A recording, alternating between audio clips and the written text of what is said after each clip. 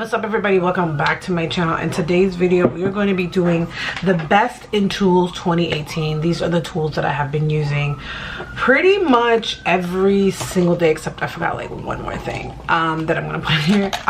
These are the tools that if you've been watching my channel since pretty much a year ago I started it, you will know that I use these the most. I would say that I spent about a couple of days, maybe like 2 or 3 days, really dissecting what brushes do I give the most love to, and these are it. So if you're interested in seeing what tools I deem the most worthy of 2018, then stay tuned. I just want to say first that this is going to be a couple of videos. I have 5 videos planned out, which is this will be the number 1. It's the best tools. I wanted to do the easiest first and then get to the hardest at the last one because I need to do a little bit more research on, because I have a really fun video coming up to let you know that nothing is in particular order. So what I'm going to do is just grab a brush, talk about it, and then move on. So without further ado, let's jump into it. All right, the first brush I'm going to grab is the Aesthetica. This is a very funny memory because being a small YouTuber, I don't really have like, you know, like these viral sensation videos in terms of like I don't have viral sensation videos. Like some videos do really well and I do still have videos that have like 8 views on it. It happens. I'm not upset over it, but the most interesting thing is that my most popular video on my channel, which I will link up here, is involving this brush. I remember the day that I got this. This was probably May of 2018. I use this brush every single day. I've tried it for like bronzing, like around the perimeter. By the way, I've cleaned all my brushes, so if I touch my face, I don't mind. It's so soft. I love applying powder to just set wherever I need. I could go underneath the eye. I could use this as bronzer. It's a Aesthetica P12 brush. I like that it's domed. Whenever I clean it, it goes back to its original state, except I left this like sitting like this because I like to dry my brushes like that, like upside down so the water can get out. So it does have like a weird like dent in it, but this is like the softest brush. I love picking a powder, especially when I use my like Be The Light powder from Becca, or I use my Sephora collection powder. I find that it just picks up any powder, and a lot of the time the hardest lesson I had to learn with this brush is that it picks up powder. The bristles, you know, go back to its natural form after it's been cleaned. I've used this with the cleansing solid from the Sephora collection, and I've used it with the Dr. Bronner's, which is like a very gentle, mild soap, and my bristles always stay in place. There are a couple of them that are a little like, you know, one-offs, but I was thinking about maybe trimming them and just getting them back in place. You should take care as much as possible of your tools because, you know, you can buy the makeup, you can get the best skincare, but if you don't have the right tools and they don't have quality to them, then your makeup is gonna look like trash, girl. And we don't want that in 2019. I have to grab this one. This is probably my favorite highlight brush. I do have a fan, and the fan brush, I will say, is good at like distributing to one section, but I like a messy highlight. I've learned to like a messy highlight this year, and I just like to go in there like this and just get in there and put the shine and bring the glow to my face, and I love that this brush does that. This is another brush, if I haven't mentioned, this is Luxie 640 Pro Precision brush. It's tapered. I like that it's dual fiber. It's super duper soft. Every time I clean it, like I said with the other Aesthetica brush, it goes back to its natural, you know, positioning. It's super duper soft. Like no matter what cleansing agent I use with it, it just seems to be in place. I will say there are some bristles that get a little crazy, but nothing that I can't trim and get it right so that it is the most perfect, which I will be doing since these are freshly clean brushes. I do like to hit the forehead with this, and I find this is another brush that if I just go in and swoop, it just distributes the product, and I don't have to worry about that chunkiness of a product just staying in one particular area. I've pretty much never had any issues with this, and I find that especially in the last couple of months that I grab this brush more often than I do my fan, and also more often than I do my other Luxie 522 tapered highlight. It's gotten a little stiff, and I think I prefer to use this underneath the eye or maybe for cream, but I don't use it for highlight anymore. This has been my number 1 I go back to from time to time, and if you've been watching my channel, this is probably my number 1 favorite foundation brush. It's a The only reason I know this is because if you guys don't know, I was in a commercial for It Cosmetics when they released their foundation, and they had sent me this brush, which is the Heavenly Luxe Complexion Perfection number 7 All Over and Conceal. I love this. I'm not really a huge fan of like the concealer, just because I prefer to use a sponge, which I'll talk about in a second. These are my 2 favorite IT brushes for foundation. If I want like a super flawless canvas, I will use this brush to just get in there. It has amazing reviews online and nobody's lying. Even, I think, if anyone follows, I know a lot of people don't really like big YouTubers and big influencers, but Kylie Jenner's makeup artist, Makeup by Ariel, uses this brush on her, and I had already had it, and I was always using it and I enjoyed it. But when he showed in a video which he had, I think he had with like Shayla Mitchell or something, one of the girls from Pretty Little Liars, he talked about how much he loved this in terms of giving her that like really flawless, and I watched how he did it and I started using it, and I've always loved it. I loved it even more after watching that video. This is another brush that I can get like that medium to full coverage, buildable, clean, flawless look. I just love buffing this in, and I never get any streaks. And I find that if, like, let's say I put a whole layer of foundation on and the first layer doesn't give me like the coverage that I want or give me like the look that I want, I like that I can buff it in one area and build the coverage without the rest of my makeup looking, or the rest of my foundation looking disproportionate. Because I've had that happen with other brushes where I'll apply it, buff it out, but then like if like my forehead, as you can see, is a little bit more red, probably from the camera and the lighting, and the rest is a little bit more yellow. I try to like balance out the colors on my neck and my face are all different. That's just, women of color suffer from like hyperpigmentation, and I'm a severe victim of hyperpigmentation, and I like that this brush will help me even out my complexion. I had this brush first. I think that this gives me a full coverage flawless canvas, and the only reason that I know that this is the number 11, this was made for Ulta, and I found that out during my commercial that this brush was made on. I love it. I use this all the time, and I learned to love this a little bit more to like blend out underneath the concealer area without messing it up, but also blending it into the skin. My other favorite foundation brush is the Pro Flawless Airbrush number 56 from the Sephora collection. I like that this is domed, so I can really get in there and like blend around the edges, or even really straight get in under the eyes. It's a really nice brush because it's simple.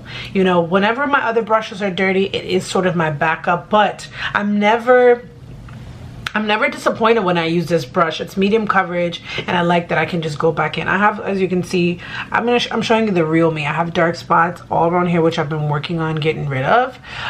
And a lot of the times, if it's not a full coverage foundation, I will have to go in with concealer and extra foundation to cover those things, or use color corrector, which I really am not a fan of. And this brush really gets in there. The bristles never, sometimes I find that some foundation brushes, when you like poke it into your skin, it starts to like, or buff it into your skin, it sort of itches a little bit, and I never have that problem with it. It's very easy to clean. It feels very comfortable in the hand. My next product is a powder puff. I have learned to love a powder puff. I've learned to love a lot of things this year. This powder puff is specifically from the super matte loose powder that I have from Makeup Forever. I also own a mini one from IT Cosmetics, and then I own a bigger one from Laura Mercier, which I think is really pretty. I keep this on my vanity because it's really pretty to just have there. I think it's a little bit too big. I like something a little bit smaller because I don't have such a huge face, so I like to fold this into a taco and really get underneath my eye and press in the powder into my. This is the only dirty product that I'm showing because I literally just forgot that I didn't put this in there. But I want to say that in 2018, this is the tool that I ran towards more often than not. This is the Eco Tools.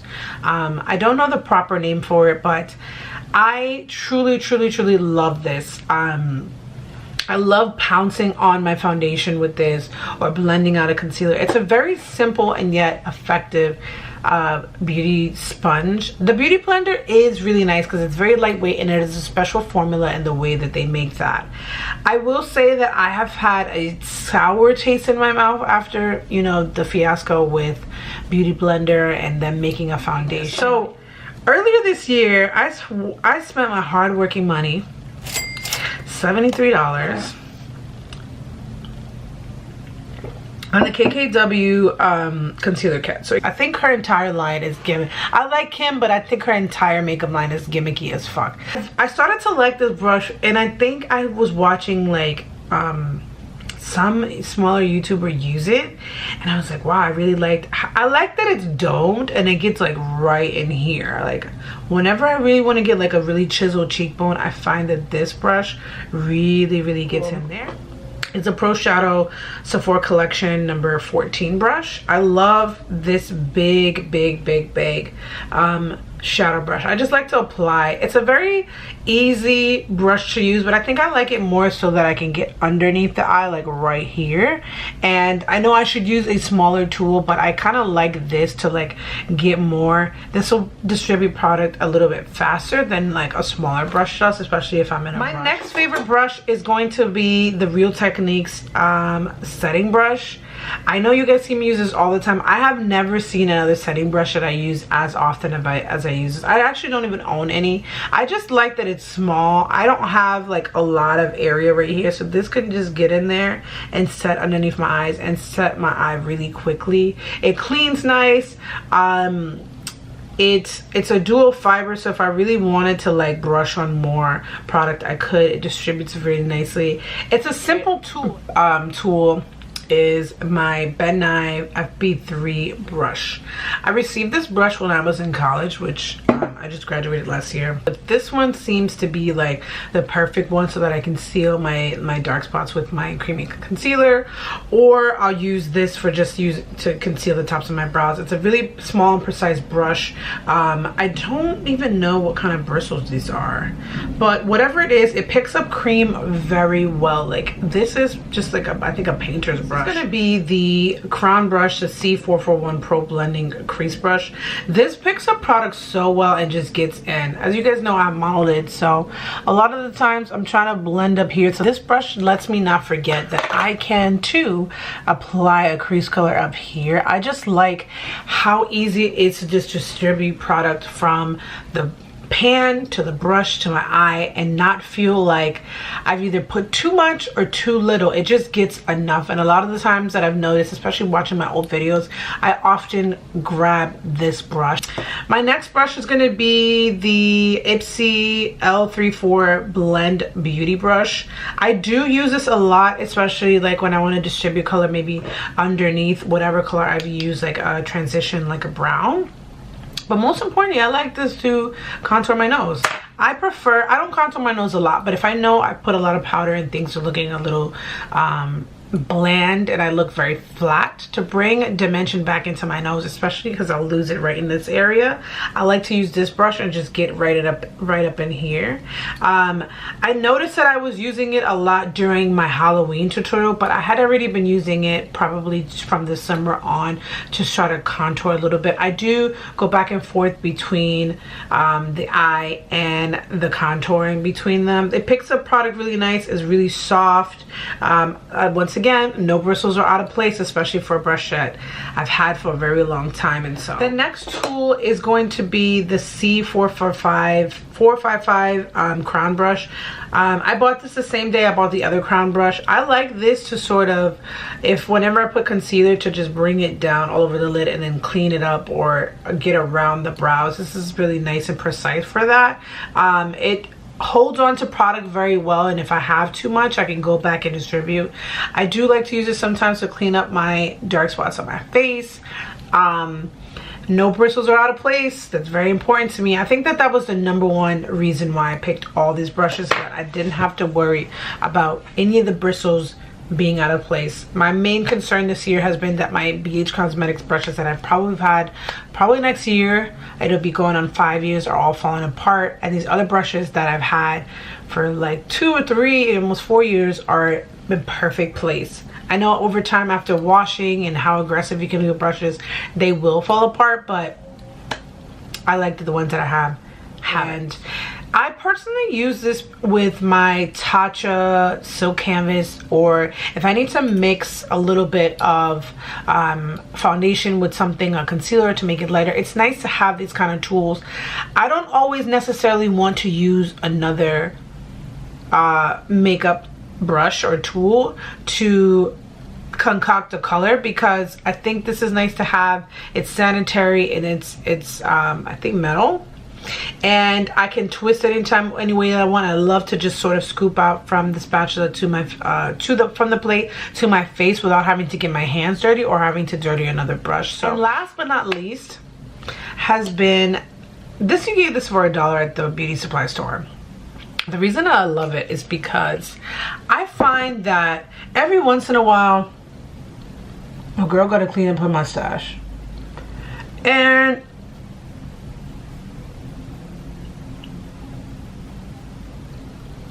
that's exactly what I'm gonna do. I like how easy this is.